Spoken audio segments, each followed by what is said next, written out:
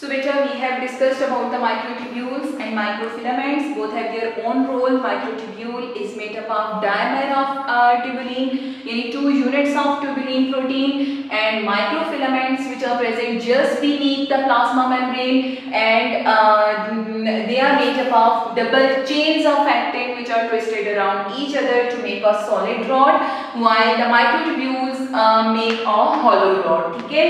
Then we have intermediate filament, and this is the last component of the cytoskeleton. So it is named as intermediate filament because its diameter lies between the microtubules and the microfilaments. ठीक है, याद रखिएगा कि इसको intermediate इसलिए कहते हैं क्योंकि ना ये बहुत ज्यादा थिक है और ना बहुत ज्यादा थिन है। माइक्रोट्यूब्यूल और माइक्रोफिलामेंट के सेंटर में इसका डायमीटर एग्जिस्ट करता है, सो हम इसको कह सकते हैं कि ये इंटरमीडिएट होता है। ठीक है, intermediate fibre structures different type of protein से मिलकर बना हुआ होता है, और अगर आप सेल के अंदर देखें तो ये एक जगह पे ऐसे नहीं होगा, बल्कि इसका स्ट्रक्चर जो है उस तरह से ब्रांच फॉर्म में हो सकता है। ठीक है, then its diameter it is 8 to 12 nanometer. आपने पढ़ा microtubules are 25 nanometer, microfilaments are 7 nanometer, while they are 8 to 12 nanometers. So it means that its diameter lies in between the microfilaments and microtubules. Okay. Then its composition. So it is made up of keratin family. Keratin families को क्यों कहते हैं? क्योंकि जो keratin proteins होती हैं, these are fibrous proteins. ठीक है, हमारे पास 2 टाइप्स की प्रोटीन्स होती हैं नॉर्मली, एक ग्लोबुलर होती हैं और एक फाइब्रस होती हैं। लेकिन क्योंकि हम यहाँ पे डिस्कस कर रहे हैं फिलामेंटस फॉर्म को, so it means that all these proteins are fibrous in nature. ठीक है, चाहे वो ट्यूबुलिन है, चाहे वो एक्टिन है, चाहे वो केराटिन या केराटिन की तरह की दूसरी प्रोटीन्स हैं, they are all fibrous in nature. अच्छा, so depending upon the cell type, यानी ये केराटिन फैमिली से बिलोंग तो करती है, लेकिन क्योंकि हमारे सेल्स डिफरेंट टाइप्स के होते हैं, सो ये डिफरेंट टाइप के अंदर डिफरेंट टाइप के प्रोटीन से मिलके बनी हुई होती है। ठीक, सो कौन कौन सी डिफरेंट टाइप्स है बेटा? So first is the keratin. Keratin वो प्रोटीन है जो कि आपके नेल्स और हेयर्स में प्रेजेंट होती है। सो हम ये कह सकते हैं कि this type of protein is present in a different type of structure. अब क्यों? क्योंकि ये वहां की सेल शेप को मेंटेन करती है, जो उनका डायमीटर होता है उसकी फॉर्मेशन करती है। सो हम ये कह सकते हैं कि keratin is a type of protein which are in between the diameter of microfilament and microtubule but helps in the formation of different structures like nails and hairs. ठीक है, then we have vimentin protein.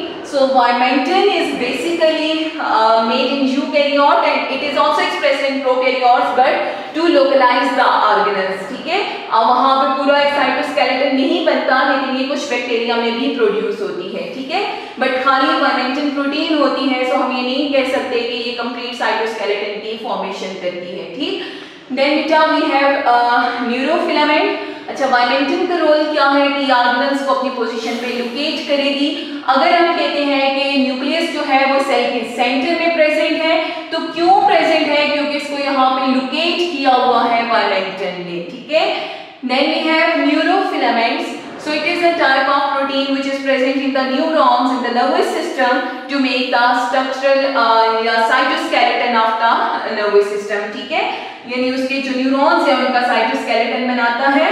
अच्छा, अब अगर आप इसका structure देखें तो जैसे हमने वहां पे कहा कि this is a hollow rod, इसमें कहा कि this is the twisted double chain of actin, जबकि आपने यहाँ पे याद रखना है कि this is a super coiled structure. ठीक है, अब सुपर क्वाइल्ड का क्या मतलब है?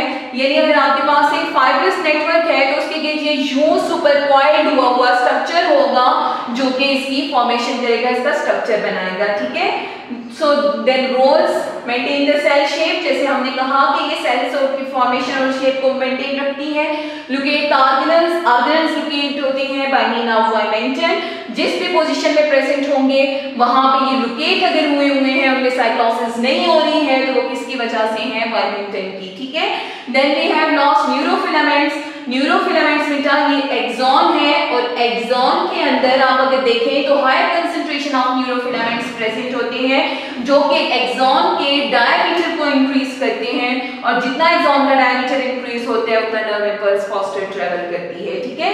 So that was about the intermediate filament. So अगर हम देखें तो हम ये कह सकते हैं कि ऑल टुगेदर हमारे पास जो साइटोस्केलेटन होता है वो ये रोल प्ले करता है कि प्लाज्मा मेम्ब्रेन के अंदर प्रेजेंट होंगे माइक्रोफिलामेंट्स। देन अगर आप ये देखें, ये रेड में जो आपको नजर आ रहे हैं, they are intermediate filaments and these are the hollow rods, ठीक है।